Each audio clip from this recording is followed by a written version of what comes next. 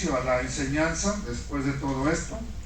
Gracias al Padre Eterno por toda su misericordia, su bondad, su amor, todo lo que nos ha mostrado, nos ha enseñado.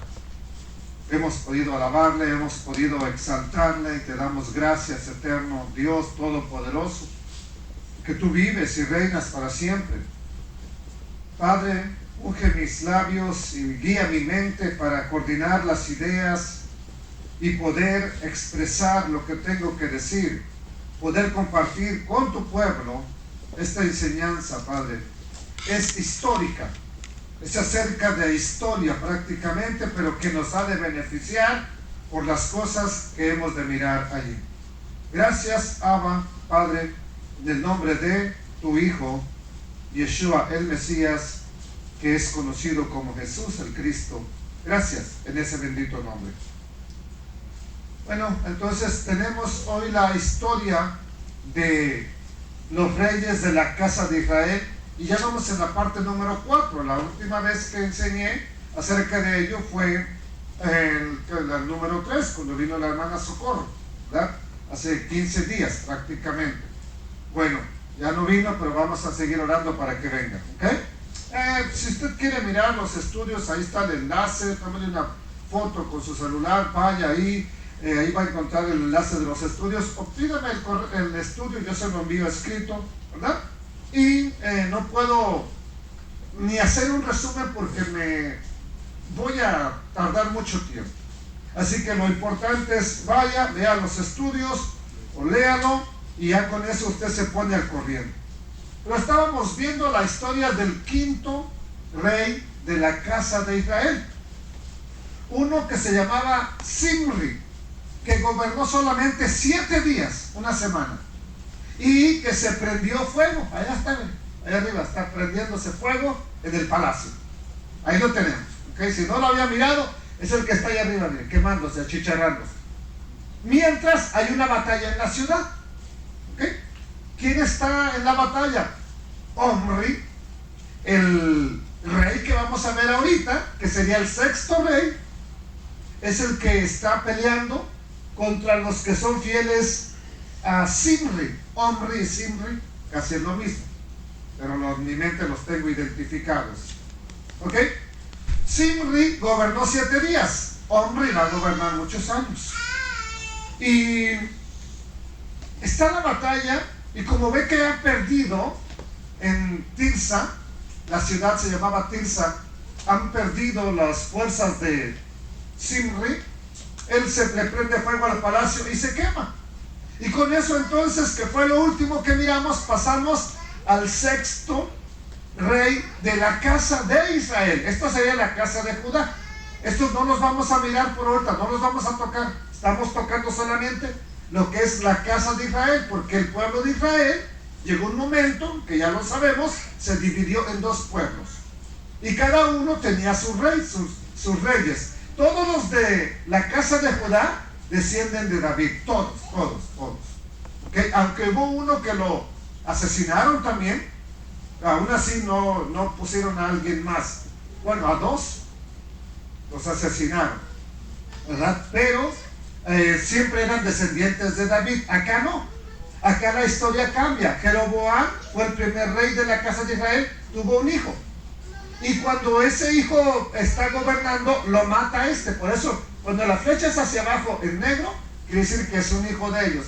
Cuando las flechitas van así pintaditas nada más, quiere decir que alguien más lo asesinó. ¿Ok? Bueno, entonces, Jeroboam tuvo un hijo llamado Nadab, que lo mató Baasa, fue el 3er rey. Baasa tuvo un hijo llamado Ela, que lo mató Zimri, ¿verdad? Ela era el 4º rey, Zimri el 5º. A Zimri se quema vivo, ¿verdad? Porque Omri está atacando la ciudad y va a tener sus descendientes. Todos estos ya hasta aquí son descendientes de Omri. Vamos a ver hasta dónde llegamos. Bueno, no sabemos de qué tribu era Omri. No sabemos. Pero fue una de las dinastías que más duró. Por ejemplo, mire, 1, ¿verdad? Y aquí 1, 2, 3, 4, 5 reyes. Una de las dinastías que más reinó. Y vamos a ver qué sucedió. Otro dato interesante es que en el tiempo de Omri, aquí está Omri, también el pueblo quiso poner a otra persona por rey. La otra persona se llamaba Tibni. O sea que tendríamos tres al mismo tiempo, de no ser porque este nunca fue contado como rey. Pero estaba gobernando Zimri una semana. Omri pelea contra las fuerzas de Zimri y lo vence y queda él como rey. Pero también el pueblo quiere poner a otro que se llama Tibni, solamente que ese nunca llegó a ser rey. Capítulo 16 del primer libro de Reyes dice así: entonces el pueblo de Israel se dividió en dos bandos. La mitad de la gente seguía al que le digo que no fue contado como rey, pero que lo querían poner por rey, a Tibni, hijo de Ginat, para proclamarlo rey. Y la otra mitad del pueblo de Israel seguía a Omri. Y la gente que seguía a Omri pudo más que la gente que seguía a Tibni. Después murió Tibni y Omri fue proclamado rey. Entonces Omri es el sexto rey. Ya ahora sí queda como rey indiscutido. ¿Qué pasa o cuándo empieza a reinar? Ponga atención a esto porque aquí hay un dato que puede parecer un poco confuso. Primera de Reyes 16:23, aquí lo tenemos en inglés, lo mismo que dice acá, okay, bueno, pero la idea es la misma, por si me dice a lo mejor, bueno, yo no entiendo bien el español, aquí lo tenemos en inglés y lo puede leer con calma. Dice Primera de Reyes 16:23, en el año 31 del rey Asa, de la casa de Judá, en el año 31, guárdalo bien en su memoria, porque lo vamos a tener que mirar más adelante. En el año 31 de Asa, Asa es un descendiente de David, rey de Judá. Omri, en el año 31, empezó a reinar sobre Israel, y lo hizo durante 12 años. 6 años reinó en Tirsa, pero en Tirsa el palacio del rey está quemado. La ciudad está destruida. Entonces él cambia por primera vez. Todos los reyes de la casa de Israel han gobernado en esta ciudad, en Tirsa, pero él cambia el lugar del reinado. ¿Por qué? Porque compró el monte de Samaria a Shemer por 2 talentos de plata y construyó sobre el monte, y a la ciudad que construyó le puso el nombre de Semer o Samaria, ¿verdad? Porque era el propietario del monte de Samaria. Por eso de Shomron viene de Semer, de Samaria, de ahí se forma la palabra Shomron, Samaria en español, por este hombre al que le compraron el monte, y ahí construyeron la ciudad de Samaria. Y este rey, por primera vez, Omri va a gobernar en Samaria. Ya después de ahí fue la capital. Incluso cuando viene el Hijo de Dios a la tierra, ya Samaria es lo que era la capital del reino del norte. Ok, verso 25. ¿Qué dice en el verso 25? Sin embargo, Omri hizo lo malo ante el Eterno. ¿Cómo hizo lo malo? Y lo hizo con mayor maldad que todos los reyes que le precedieron. Mire, ya le había dicho el Eterno a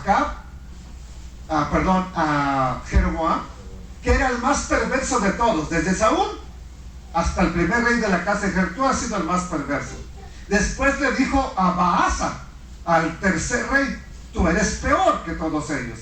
Ahora viene este que es hasta aquí el más malo. O sea, en lugar de que alguien fuera haciendo lo bueno, iban degradándose, iban haciendo lo malo.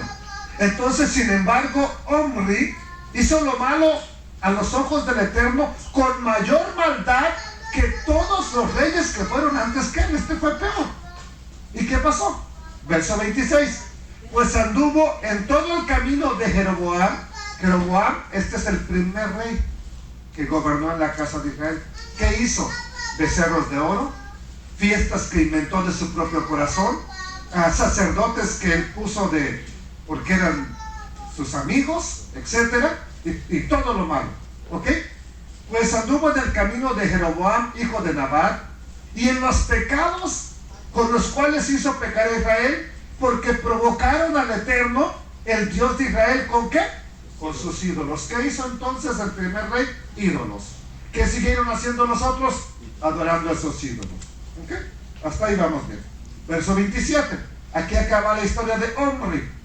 Los demás hechos de Omri, sexto rey de Israel, todo lo que hizo y todo su poderío están registrados en el libro de las crónicas de los reyes de Israel. Verso 28. Dice, ¿y durmió quién? Omri con sus padres y fue sepultado en Samaria, y su hijo Acab reinó en lugar de Omri.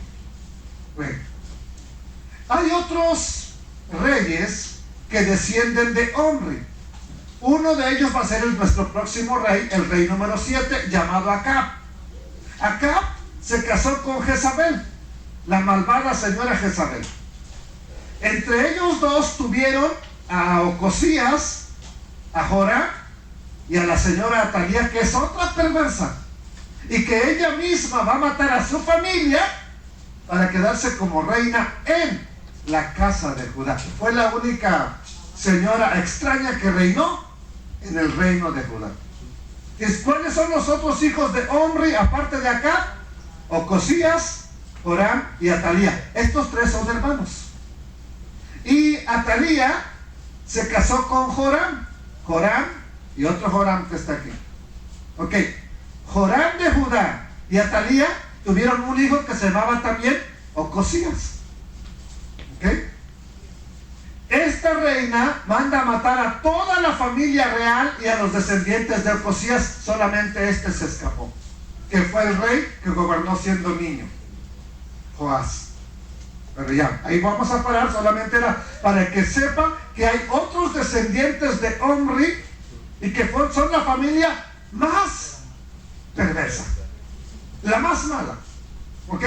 Creo que ya está la historia de los reyes de estos de los que hicieron la serie de Moisés y de David y de José. Ya está en la televisión. ¿Nadie sabe eso? Sé que la estaban haciendo, pero no sé si ya la están pasando en la tele. Ya la están pasando. Bueno, esto es para que no se deje guiar, porque ahí hay muchas cosas que no son bíblicas. Y cuando usted vea la historia allá y diga, oh no, y venga aquí me va a querer enseñar, oiga, allá, aquí no sale eso, no. Es que ellos no ponen lo que dice la Biblia. Sencillamente así es la historia, ¿ok? Entonces, si usted la mira allá, primero tiene que mirar esto acá para que sepa cómo van las cosas. ¿Ok? Bueno. Vamos al séptimo rey entonces, que va a ser Acab. Vamos a tenerlo por aquí en pantalla. Séptimo rey de la casa de Israel. ¿Qué se dijo de Omri? Nada más que era más malo que todos los que fueron antes de él. ¿Cuántos años reinó? 12 años. ¿Qué hizo en 12 años? Maldades. ¿Cuántos años lleva usted en una congregación? ¿Qué ha hecho? ¿Cuántos años llevas en una iglesia, en la que tú quieras? ¿Qué has hecho? ¿Bueno? ¿Medio bueno? ¿O nada de bueno? Pues todo esto que estamos viendo solamente tiene que reflejarnos que el Dios eterno mira a cada uno de nosotros lo que hace y lo registra. Tan es así que dice la Biblia en el libro de Revelaciones, ya al final, y los muertos se les dio vida y se pararon delante del trono de Dios, y cada uno fue juzgado según por lo que estaba escrito en los que fueron abiertos, en los libros. O sea que todo lo que hagas está siendo anotado en un libro. Y si no te arrepientes, pues ahí está todo anotado. Cuando te arrepientes, mira, cuando tú tomas una actitud de arrepentimiento y buscas de verdad al Dios eterno, eso se borra todo. Pero si no lo haces, eso queda ahí siempre. Y por eso te vas a ser juzgado. Así que yo le invito entonces, ¿verdad?, a que pongamos cuidado.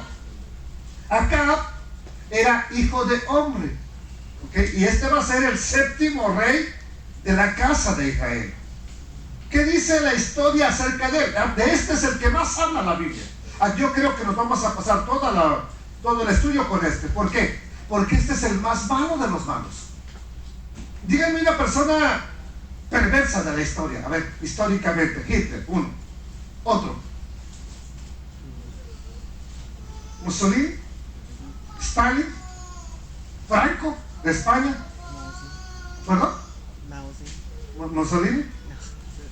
Mao Zedong, el rey chino. No, sí, también Mao Zedong. Otro. Kim Jong-un.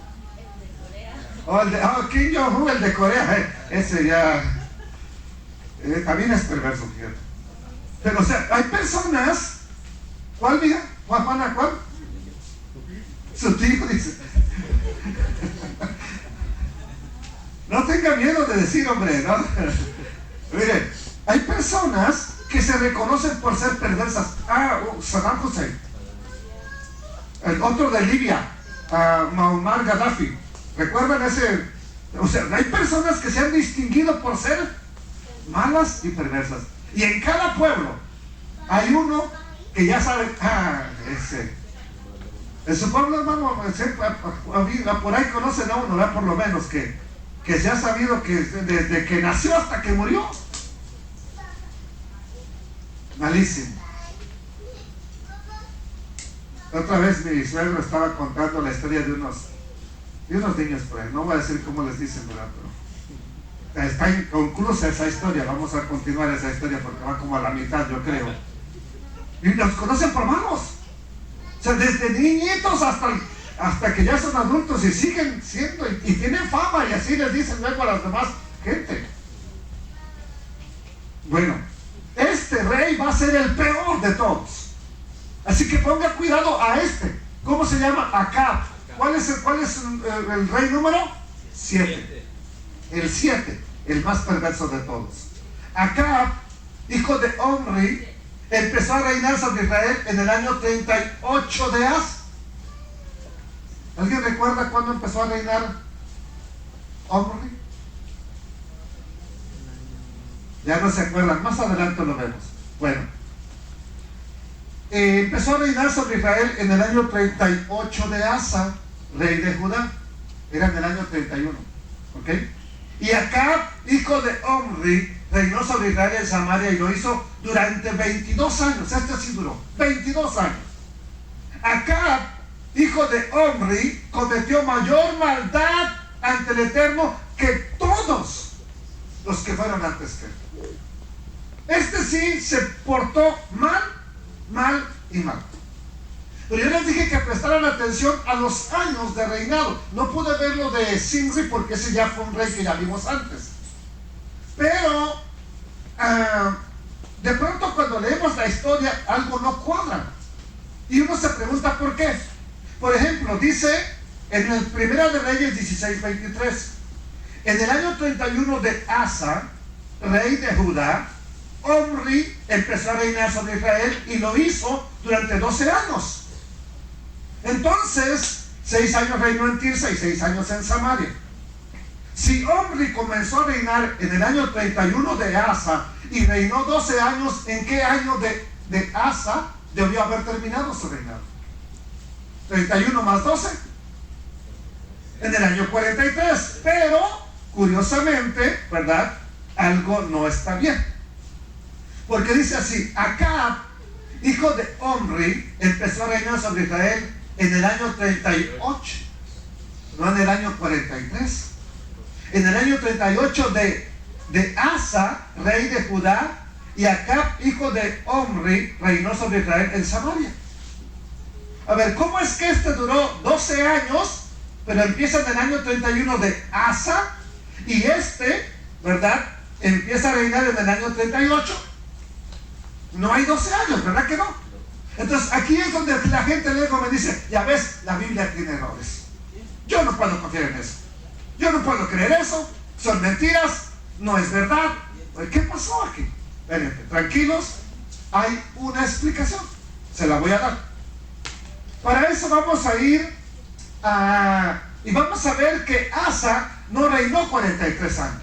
¿Cuántos años reinó Asa, el rey de Judá? Vamos a Segunda de Crónicas 16:12 y dice así: en el año 39 de su reinado, Asa enfermó gravemente de los pies, y en su enfermedad no buscó al Eterno, sino a los médicos.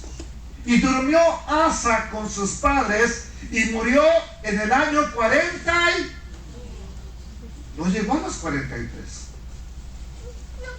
Recuerdo que una vez me dijeron: mira, la Biblia tiene errores. ¿Cómo quieres que yo crea y confíe en eso? Le digo: bueno, si me dejas la oportunidad de explicarte, te lo explicaré. Como pueden notar, entonces no llegó a los 43 años. ¿Qué fue lo que pasó? La respuesta está en el año en que empieza a gobernar Zimri, que solamente duró 7 días, el quinto rey. Cuando él toma el poder y que hay una pelea con Omri y con Tibni, vamos allá. Dice la historia así, Primera de Reyes 16:10. Vino Zimri y lo hirió, o sea, a Ela, el hijo de Baasa, que sería el cuarto rey, y este es el quinto. Zimri hirió y mató al cuarto rey, que sería Ela, y lo mató en el año ¿qué?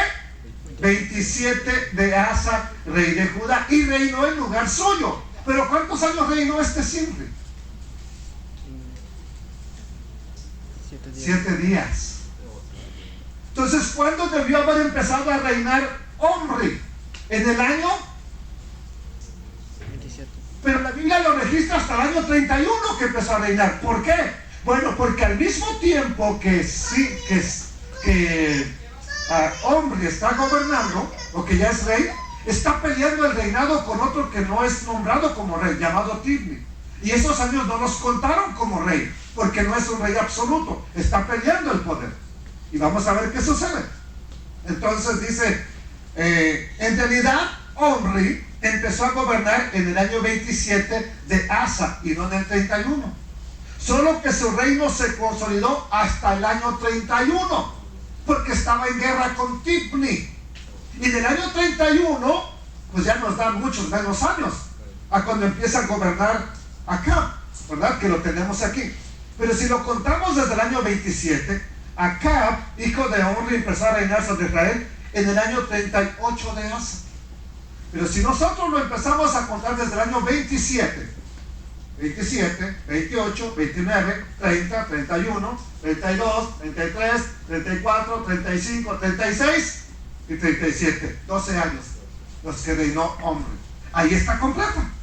Solamente que, como les digo, cuando uno no presta atención a esas cositas, la gente luego lo lógico es: está mal, tiene errores. No tiene ningún error la Biblia.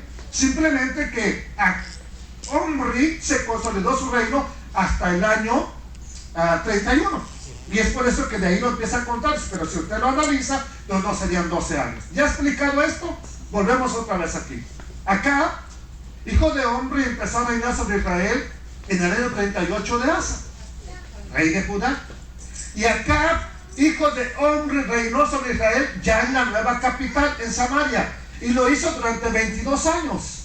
Acá, el hijo de Omri cometió mayor maldad ante el Dios eterno, más que todos los que fueron antes que él.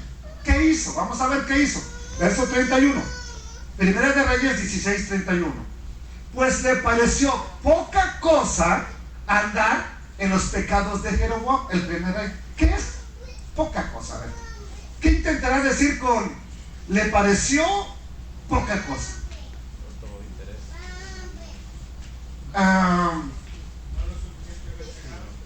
Ok, por ejemplo, si vio que eran muy malos aquellos, como lo que hizo Roboam, el hijo de Salomón.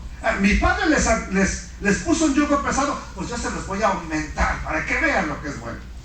O sea, le pareció poco lo que Salomón le había cobrado de impuestos al pueblo, tanto que dijo: yo les voy a cobrar bien.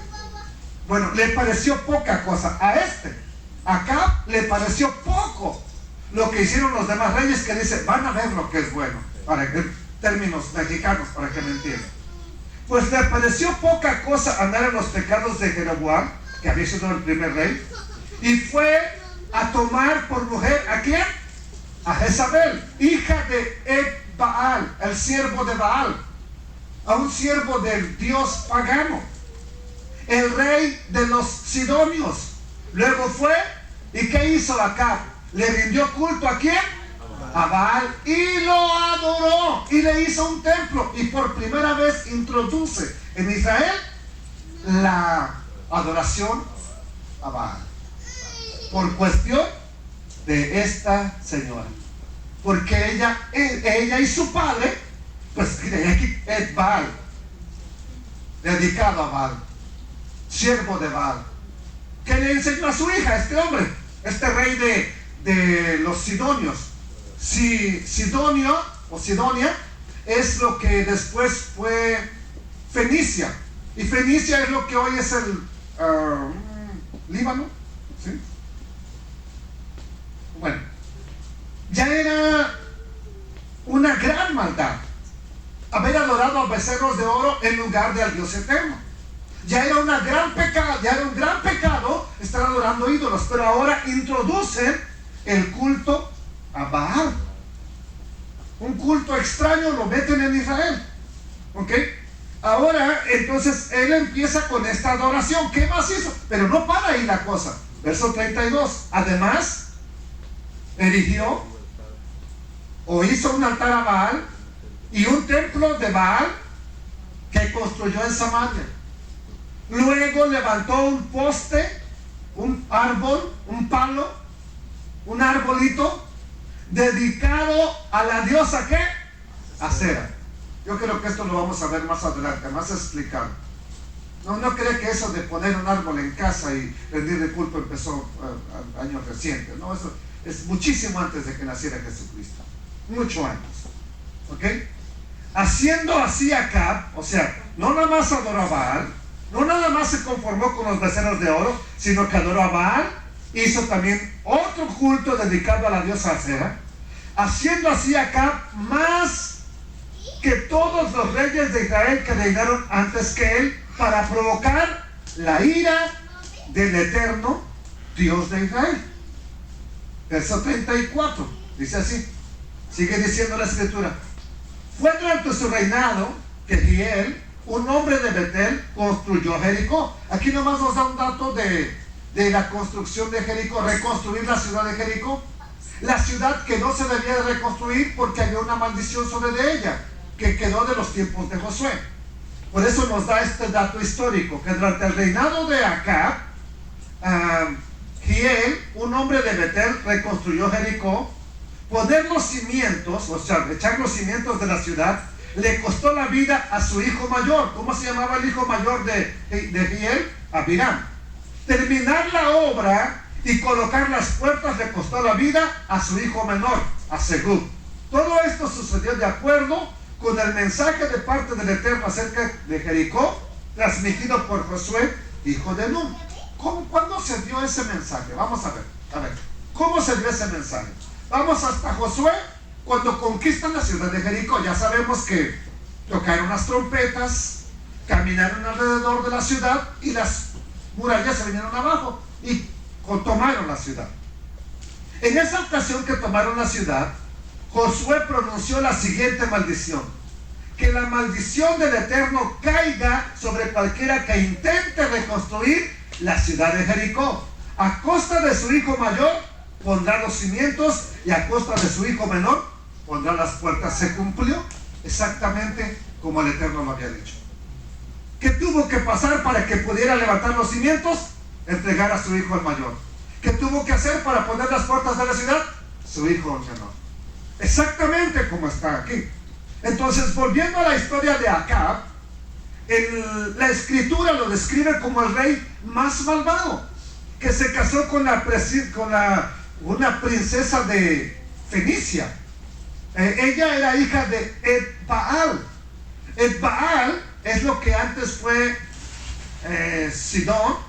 ¿Ok? Aquí está Sidón. Todavía existen estas dos ciudades hasta el día de hoy. Todavía existe Tiro y todavía existe Sidón. Son ciudades que están, así como Damasco en Siria, son ciudades que todavía permanecen hasta el día de hoy. En esta parte de aquí, desde por aquí hacia arriba, Esto era Fenicia. Es ahí donde vivía Jezabel. Es ahí donde su papá reinaba. Y hoy en día a esta parte de aquí se le llama el Líbano. No, Líbano, no Libia, Líbano. Es el Líbano, así se conoce hoy en día. Entonces, la Biblia nos seguirá describiendo la maldad de este séptimo rey Acab. Una maldad tan grande que por esa razón el Eterno envía, por tanta idolatría, envía una sequía sobre la tierra de Israel de 3 años. Sequía que vino la profecía por medio de Elías. Ahora viene Elías. Y esto empieza en el capítulo 17 de Primera de Reyes, verso 1.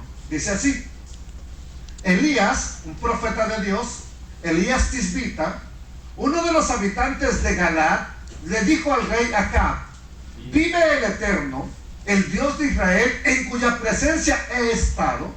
¿Qué le dijo? Que no habrá rocío ni lluvia en estos años, sino hasta que yo lo diga. Oiga, una cosa es que no caiga lluvia, pero cuando no cae rocío, las plantas, el césped no se mantiene. Por ejemplo, ahorita no ha llovido nada, pero levántese en la mañana y vaya y camine en el pasto. Usted sale con sus zapatos mojados. ¿Por qué? Por todo el rocío que hay. Incluso hay personas que siembran una sandía que le llaman sandía de rocío. No sé si sembrarán algo más, hermano Martín, algo más que se siembre con rocío, que usted sepa, con Agustín, ¿no? Yo sé que la sandía sí. La sandía, hay sandía de rocío, así le llaman. Bueno, porque no es la siembra cuando no es tiempo de lluvia, pero prácticamente se da con el puro rocío que cae del cielo. Bueno, no va a haber lluvia por ¿cuántos años? Hasta que yo lo diga, dice. La mayoría saben que la Biblia describe lo que acontece entre Elías y el rey Acab. Hubo una pelea entre ellos. Eran enemigos. ¿Por qué? Porque Acab hacía lo malo y Elías hacía lo bueno. Ahora, con Jezabel permitieron que en Samaria funcionaran los templos dedicados a la idolatría. ¿Ok? A Cera, Baal y muchos más.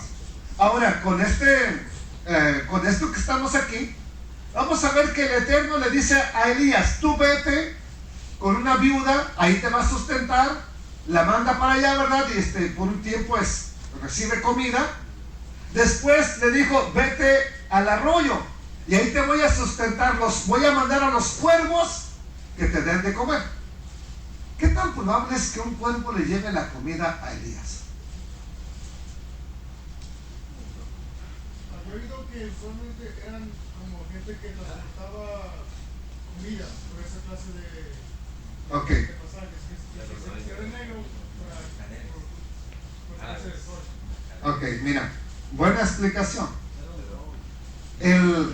¿Perdón? Pero antes, hermano, eso, pues ya que venimos aquí al conocimiento, pues ya están pero antes eran los predicadores. Antes eran los cuervos, ¿verdad? Cuervo, animal, pero el cuervo es un animal inmundo. Sí, eso nos Al tocar la comida del profeta, ¿la contaminaba, sí o no? Sí, hombre. Además, el cuervo se la tira tragado. Sí. Pero ahí le va, miren. En hebreo es oreb. La palabra que tiene ahí es oreb, cuervo. Y árabe es arab. Es la misma. En hebreo no había, acuérdense que no había vocales. Es la misma palabra, las mismas 3 letras. Y eso lo podemos comparar con Jeremías capítulo 3, cuando le dice el Eterno a Israel: tú te sentabas allá afuera en el desierto, esperando que pasaran los árabes para que los hicieras tus amantes. Bueno, ¿quiénes eran los que pasaban por ahí? Los árabes, los nómadas, que tienen una costumbre hasta el día de hoy. No importa quién tú seas, si vas y le dices: quiero ser tu huésped, te dan de comer. Comen comida limpia, sí, comen prácticamente igual que el pueblo de Israel. Entonces, ¿quién es más probable que estaban alimentando al profeta Elías? Personas que pasaban por ahí, que, como dijo el hermano Bezalel, se vestían de negro, o cuervos animales.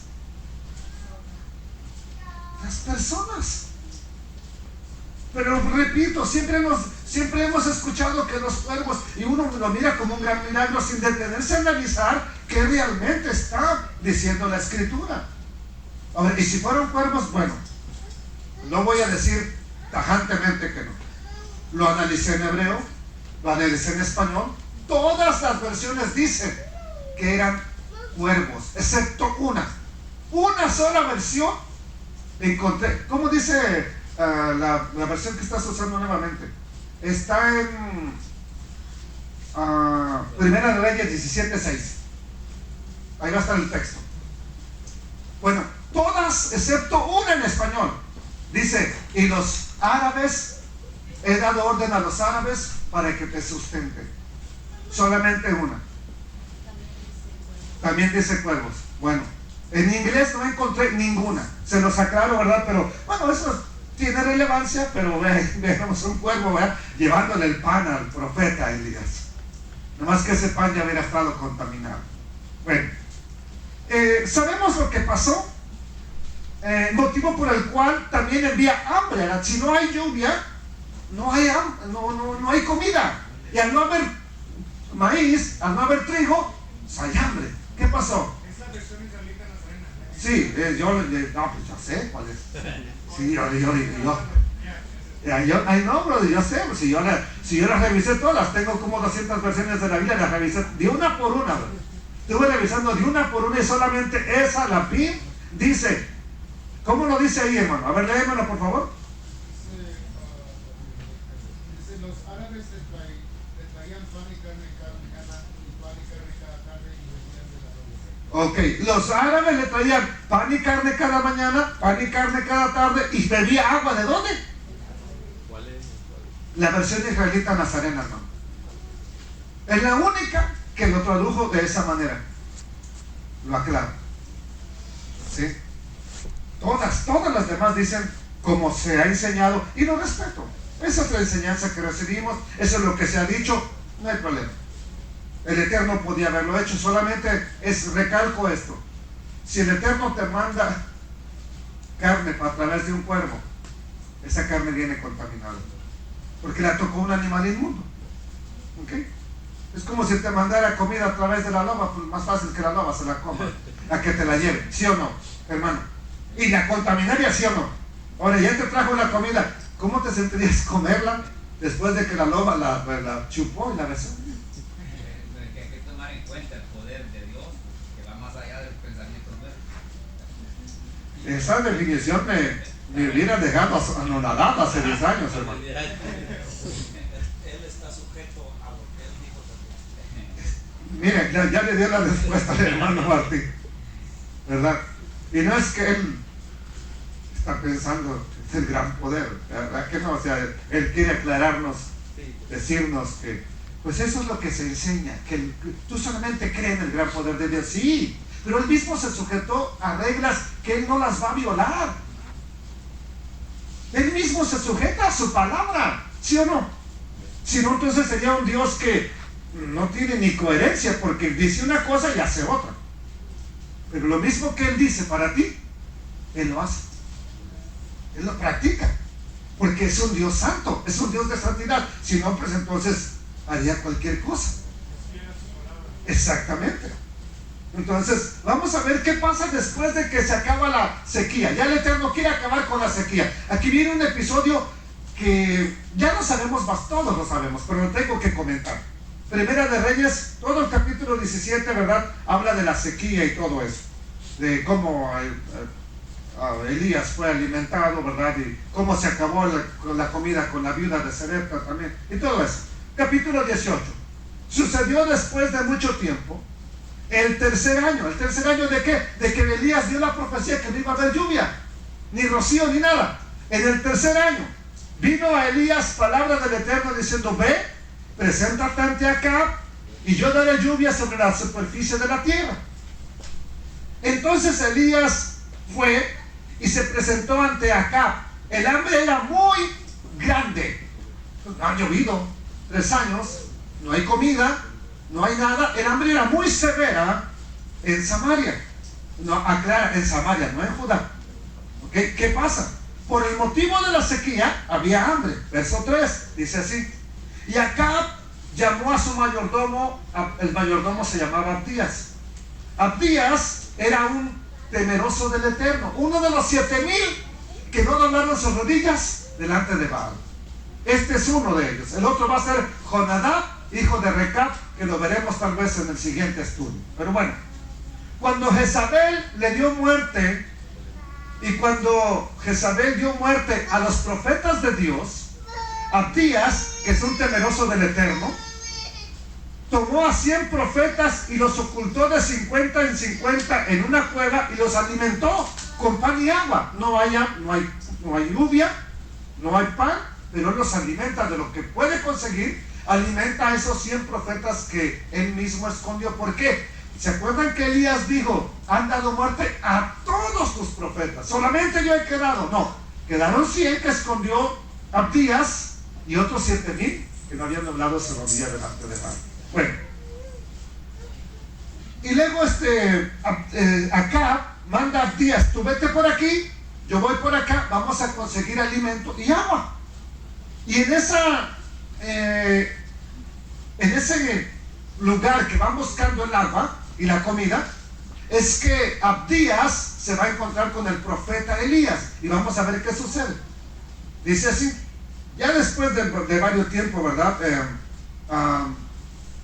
De que van buscando, dice en el verso 13, ya que se encontró con Elías, Abdías le dice: ¿acaso no le han contado a mi señor lo que hice cuando Jezabel le dio muerte a los profetas de Dios? De cómo tomé a 100 de los profetas del Eterno y los oculté de 50 en 50 en una cueva y los sustenté con alimentos. Y ahora tú, Elías, me dices a mí: ve a decirle a tu señor, Elías está aquí, mi señor me va a matar. ¿Por qué? ¿Por qué dijo que lo va a matar? Porque mire, Abdías le dijo al profeta Elías: mira, mi señor te ha buscado en todos los reinos de alrededor, ha preguntado por ti, te ha dado busca y busca. Estaba bien enojado, no hay agua, lo quiere matar, pensando que si lo mataba se acababa el problema. Te ha mandado a buscar en todos los reinos de alrededor y no te ha encontrado. Ahora, yo no sé cómo te esconde Dios, pero tú me dices a mí que yo vaya y le diga al rey: me encontré a Elías, y tú te vas a desaparecer, te va a llevar el Señor. ¿Y qué va a pasar? ¿Qué me va a pasar a mí? Me va a matar mi señor, me va a decir: oye, lo tuviste ahí, ¿por qué no lo mataste? Señor, ¿me quieres matar? No te han contado lo que yo hice. Yo soy un temeroso del Eterno. Soy siervo de aquel, pero yo soy temeroso del Eterno. Vamos a ver qué le contesta Elías. Pero Elías le dijo: vive el Eterno de los ejércitos, en cuya presencia he estado. Aunque he andado en el desierto, sigue en la presencia del Eterno. ¿Qué debe pasar con usted? No importa lo que venga, siga, permanezca en la presencia del Eterno. Así de sencillo. Que hoy mismo vive el Eterno de los ejércitos, que hoy mismo me presentaré ante él, ante Acab. Y Abdías fue al encuentro de Acab y le informó a Acab. Entonces Acab fue a encontrarse con Elías, y vamos a ver qué pasa. Cuando Acab vio a Elías, capítulo 18, verso 17, le preguntó: ¿eres tú, profeta, el que está trastornando a Israel? Mire, ¿a quién le echa la culpa? Al siervo de Dios. ¿A quién le echa la culpa a la gente cuando hay problemas? ¿Por qué? Y Dios todo el tiempo: hijo, cambia. Hija, cambia. Vuélvete a mí. Mira mi palabra. No estoy ocupado. No quiero. No me interesa. Cuando vienen problemas, Dios, ¿por qué yo? ¿Eres tú el que trastorna a Israel? Elías le contestó: yo no trastorno a Israel. ¿Quién? Tú y la casa de tu padre, pues abandonaron las ordenanzas del Eterno para ir a servir a esos dioses falsos. ¿Quién está trastornando a Israel? Tú por tu religión falsa, tú por tu idolatría, tú y la casa de tu padre. ¿Sí? Mira, ¿qué más dice? Verso 19. Bueno, vamos a hacer esto, le dice Elías al rey Acab, ya que le dijo: tú eres el culpable.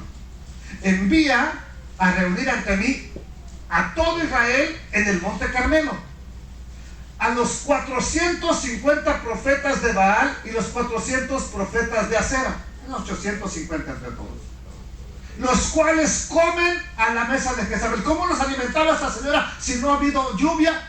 ni agua, ni hambre, ni pan. Pues de donde podía, le quitaba la comida a los demás para darle a sus profetas, a los que servían a sus dioses. No le importaba que el pueblo se muriera de hambre. Esa es la realidad de los muchos reyes hoy en día. No les importa al pueblo, les importa tu voto, les importa lo que tú des, les importa tu impuesto que pagas, no les importa tu vida, con tal de mantener lo que tienen. Versículo 20, ¿qué dice?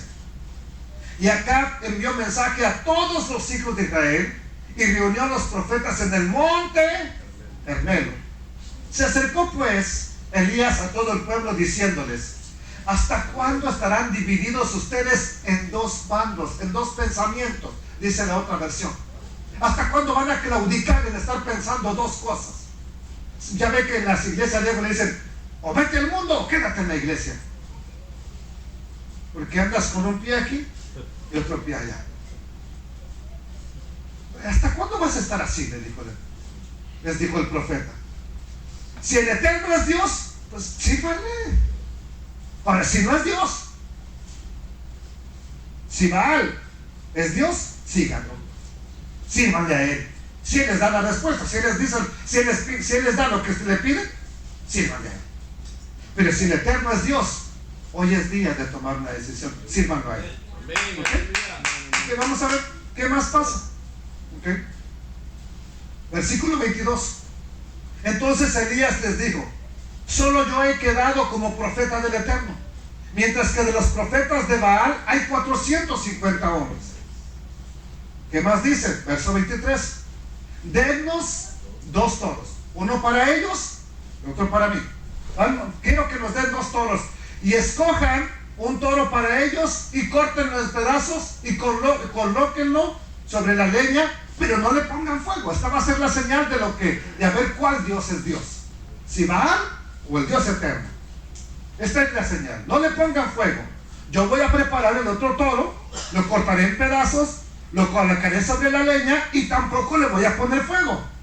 Verso 24 dice así: luego ustedes, diciéndole a los profetas de Baal, invoquen el nombre de sus, no era uno solo, sus dioses. Invoquen el nombre de sus dioses. Y yo invocaré el nombre de Yud Hei Vav Hei, mi Dios, el Dios de Israel. Y el Dios que responda con fuego, ese es el Dios verdadero. El Dios que responda con fuego, ese va a ser el Dios verdadero.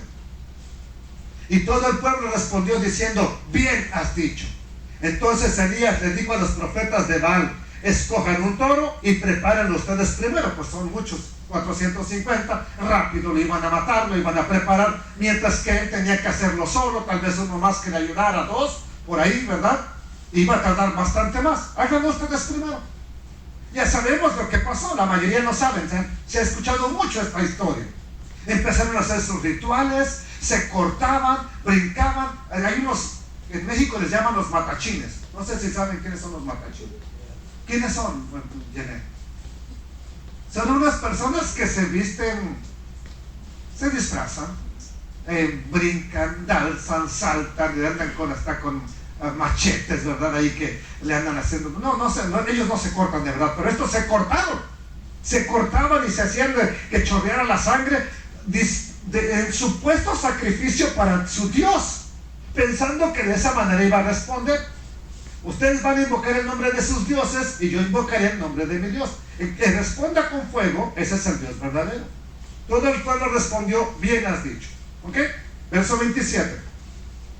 Y sucedió al mediodía que Elías se burlaba de los profetas de Baal, diciéndoles: griten en alta voz, pues él es Dios. Siempre le han servido. Grítenle más fuerte. A lo mejor está ¿qué? A lo mejor está meditando. Grítenle fuerte para que se despierte. O tal vez está muy ocupado. O quizás anda de viaje. Tal vez está dormido. Hay que despertarlo. Grítenle fuerte. ¿Y qué hicieron los profetas de Baal? Gritaron más fuerte. Hicieron más de lo que tenían que hacer, ¿verdad? Miren, ¿cómo lo sé? Verso 28 dice, y ellos, los profetas de Baal, seguían gritando En alta voz. conforme. Costumbre. No tienes que gritar realmente para que la gente entienda, para que Dios te oiga. A veces sí, te estás lleno de la presencia de Dios y gritas, Dios, aquí estoy, mírame, tócame. Pero hay veces que hablándole nada más, Padre, aquí estoy. Quiero estar contigo, tócame. Y viene y te toca. Amén, aleluya. Y ellos gritaron en alta voz conforme a su costumbre. ¿Qué más hacían? Se sajaban, se cortaban con espadas y lanzas hasta que chorreaba su propia sangre sobre de ellos. ¿Qué sucedió? Pasó el mediodía y ellos seguían gritando frenéticamente hasta la hora de ofrecerse el sacrificio. Pero no hubo ninguna voz, ni quien respondiera, ni quien los escuchara. Griten lo que quieran. No los escucharon, no había nadie. En otra versión dice, no hubo nadie que prestara atención a sus súplicas. Verso 30. Vamos a ver qué sucedió. Después dijo Elías a todo el pueblo, acérquense a mí. Y todo el pueblo se acercó a él. Luego él reparó el altar del Eterno que estaba derribado. Y lo subrayé y lo marqué porque vamos a ver de qué se trata eso. Elías tomó 12 piedras según el número de las tribus de los hijos de Jacob, a quien vino palabra del Eterno diciendo, ya no te llamarás Jacob, sino Israel será tu nombre. Bueno, aquí quiero aclarar algo que siempre me ha inquietado. Y es la idea de que a veces se piensa de que en cada monte había un altar para el Dios eterno. Y no es así.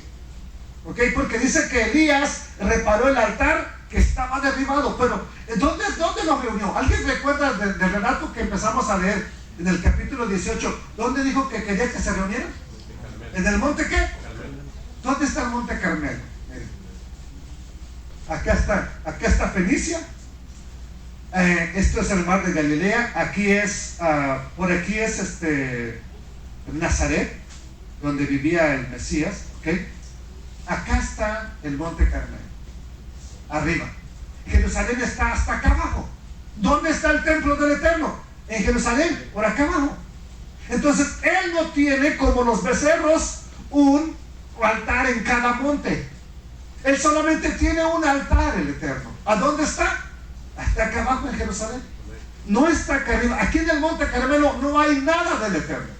Entonces, ¿por qué dice la Biblia que Elías reparó el altar que estaba derribado? ¿Qué es lo que nos intenta decir? Y he escuchado muchas predicaciones que repara el altar del Eterno y que repara el altar de Jehová. Bueno, ¿qué intenta decirnos? Dice la Escritura, empezando en hebreo, Vayomer Eliyahu lechol ha'am keshu elai vayishu kol ha'am elá vayerrapé. Esta es vayerrapé, es reparar. Et Mishbeach, el altar de Yud Kei Vav Kei, el Eterno, Harus, derribado. Es así como está en hebreo. Entonces dice que Elías le dijo a todo el pueblo, acérquense a mí. El pueblo se acercó a él y reparó, Vayerrapé, et Mishbeach, el altar de Yud Kei Vav Kei, Harus, que estaba derribado. Es la traducción que tenemos. Para entender un poco de qué se habla de reparar el altar, vamos a ver estas dos palabras. ¿Qué significan? Rapé y Harus. Rapé es la palabra Rafa. Y la palabra Rafa, hay un término del Dios eterno que se llama Jehová Rafa. Así le llaman en la iglesia. ¿Qué significa ese término? Jehová Rafa. Jehová mi sanador. ¿Sí? Así le llaman. Bueno, Rafa es remendar. Con puntadas, como cuando coses una herida. Figurativamente habla de curar. ¿Qué más? Arreglar, cuidar, curar. Se refiere también a un médico. Restaurar, sanar, sanear, de limpiar. Sanar, de limpiar, sanidad o sano. Eso es lo que significa Rafa.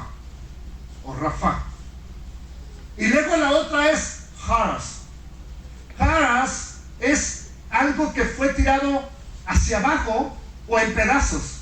Algo que estaba destruido, arruinar, asolar, derribar, desbaratar, desmoronar, destruidor, destruir, rendir, traspasar, o algo que está trastornado. Entonces, con esto en mente, es algo que se sana, que se limpia, que se cura, porque está asolado, desbaratado, traspasado o trastornado.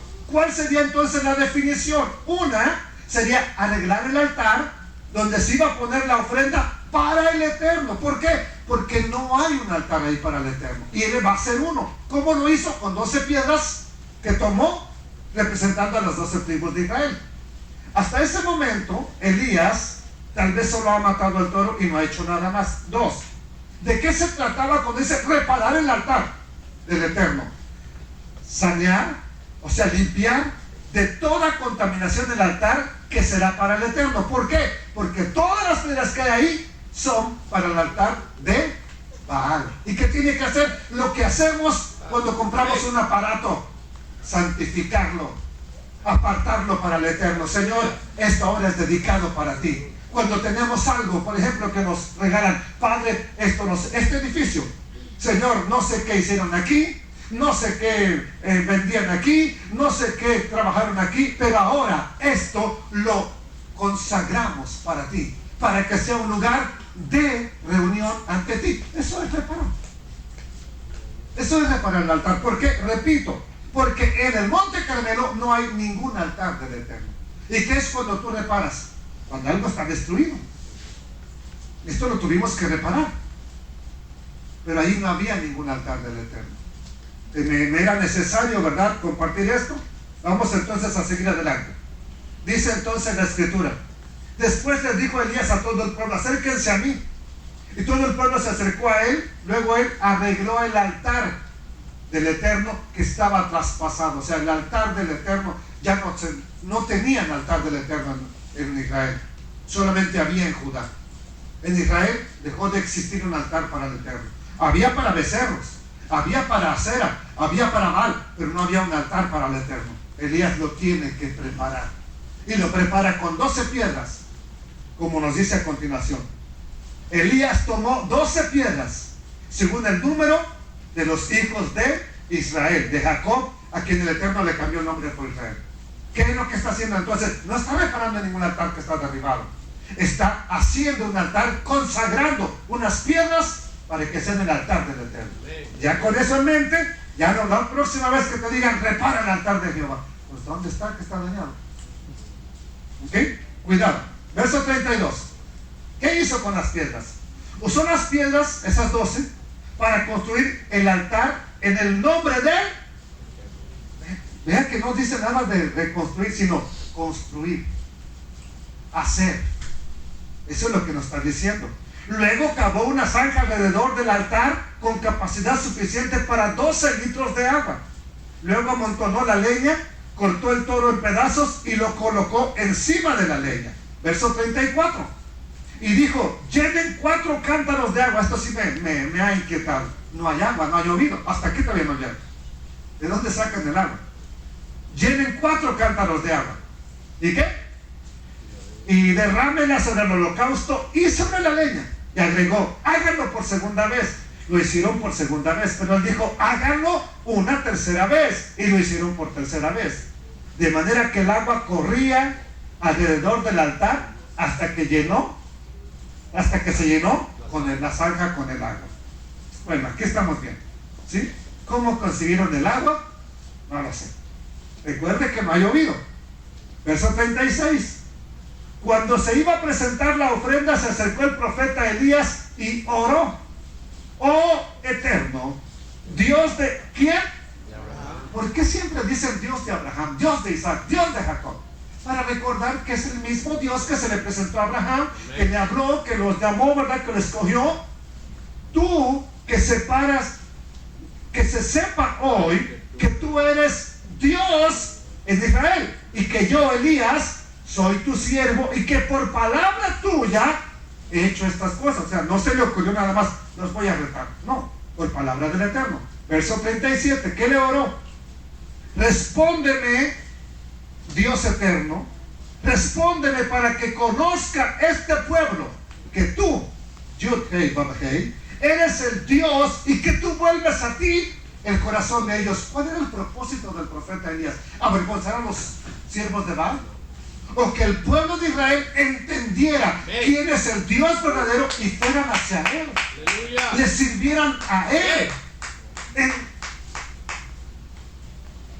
Se acercaran a él. ¿Qué es todo lo que enseñamos aquí? Conocer al Dios verdadero, sírvele. No la iglesia verdadera, no puedo decir eso. Que conozcamos al Dios verdadero. Verso 38. Entonces cayó fuego del Eterno y consumió el holocausto. ¿Qué más consumió? La leña. ¿Qué más? Las piedras. O sea, no quedó nada de altar. Para que no alguien ahí dijera, no, aquí estaba el altar del Eterno, vamos a ofrecer aquí. Lo comió todo. Se acabó. No había altar y no queda altar. ¿Sí me entendió? Y ahora sí, ya entendí bien. La leña, las piedras, el polvo y la vio el agua de la zanja. Se acabó todo. ¿Ok? ¿Y qué ocurrió? Cuando todo el pueblo vio esto, se postraron sobre sus rostros y exclamaron, el Eterno es Dios, el Eterno es Dios.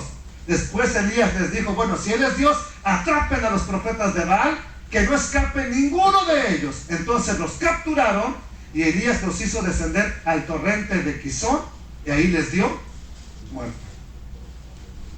Esta historia tan conocida la estamos viendo solamente para ver la misericordia del Eterno, que en su amor por volver a su pueblo de la ceguera permite todo esto para que se den cuenta quién es el Dios verdadero. Tristemente no hicieron como tenían que haber hecho. Voy a terminar con esto. En el amor del Eterno, Él decide enviar la lluvia después de la fuerte sequía y después de esta historia. Dice la Escritura, ¿verdad? No lo tenemos aquí, ya no presento ningún texto, pero la historia de la lluvia cuando viene está después, justamente después de esto. Capítulo 18, verso 41 al 46. Elías está arriba en un monte orando y le dice a su siervo, ve, sube hasta más arriba a la montaña, fíjate hacia el mar y dime si miras una nube. El siervo va una vez, no mira nada, 2 veces, no mira nada, 5 veces, no miró nada, 6 veces, no veo nada, dice, sube otra vez. La 7ª vez dice, bueno, mira, hay una nube, pero está tan chiquita como la palma de la mano de un hombre. Dijo Elías, esa es la señal. Ve y dile a Acab que se vaya pronto para Jezreel, porque si no el agua no lo va a dejar avanzar. Va a llover tan fuerte, pero con esa nubecita, con esa. Y vino una lluvia tan fuerte como es lo que estamos viendo prácticamente aquí. Entonces, ya que vimos cómo hay una gran idolatría de parte de Acab, la historia va a continuar y nos quedamos con el 7º rey de la casa de Israel. Pero en medio de todo ello, el Eterno levanta a un hombre llamado Elías, a un Juan el Bautista, a un predicador. Siempre lo hará el Eterno, nunca dejará a su pueblo sin escuchar que es advertido y amonestado. Y aquí, por supuesto, no lo ha hecho. Nos ha hablado una y otra vez, de una y de otra manera, qué es lo que quiere de nosotros en su misericordia. Quiere que nuestro corazón no sea parte de Él, que estemos en comunión con Él. ¿Qué pide el Dios eterno de ti? Que le busques, que entregues tu corazón, que abras tu corazón, no a la religión mía, al Dios de la Biblia, al Dios de Abraham, al Dios de Elías. No, pero es que esa religión, yo no te he hablado nunca de ninguna religión. Te estoy hablando del Dios vivo. Jamás me vas a escuchar a mí decir nuestra religión, porque no me considero que tengamos una religión.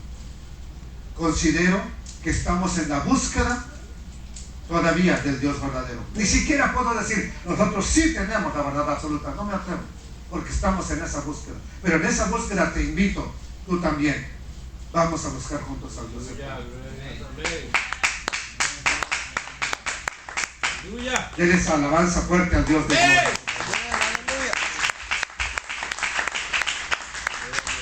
Aleluya. Gracias, Padre eterno. Es solamente historia lo que estamos viendo. Y para muchos puede parecer historias que nos hacen dormir, aburridas, pero tienen un gran significado, Padre eterno. Un gran llamado a despertar a nosotros. Y hay cosas que tenemos que analizar porque pues, nos han dicho mal, nos han contado mal. Pero simplemente es importante reconocer que tú siempre vas a estar enviando profetas a tu pueblo para que le hablen y se aperciban de su mal camino, para que entiendan y nos volvamos a ti. Padre, si hay alguien en este lugar que quiera abrir su corazón a ti y decirle a ese Dios, sé tú mi Dios, Dios de Abraham, Dios de Isaac, Dios de Elías, yo quiero que tú seas mi Dios. Padre, aquí está tu pueblo, que ya lo hemos hecho, pero cada uno, Señor, sabe cómo está caminando y cómo a veces nos descuidamos. Y es hora de recapacitar para no descuidar nuestra comunión contigo, Dios eterno. Y por favor, sigue trayendo personas a esta congregación. Por favor, te suplico por las personas que ya vinieron, que ya nos visitaron, que sigan viniendo, que tengan esa hambre, ese anhelo, ese deseo de seguir viniendo a aprender de ti, no de mi iglesia, de ti, Dios eterno. En el nombre bendito de Yeshua el Mesías. Gracias, Dios Todopoderoso, porque vives y reinas para siempre. Amén.